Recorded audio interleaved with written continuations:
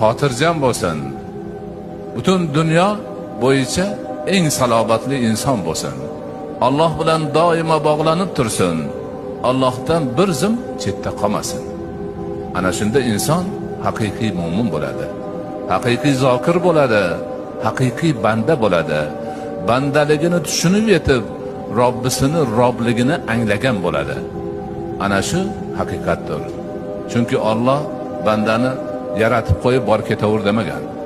Yaratgan ham Alloh, tutib turadigan ham Alloh, har bir harakatidan xabardor ham Alloh, xayolidan nima kechayotganini biladigan ham Alloh.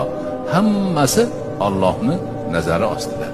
Bilib turibdi, ko'rib turibdi, hisobini qilib turibdi. Banda ana shungacha yarasha bo'lish kerak. Bir zum Allohning zikridan begona bo'lmasligi kerak. Doimiy ravishda Allohning zikri bilan qalbi bog'liq bo'lish kerak.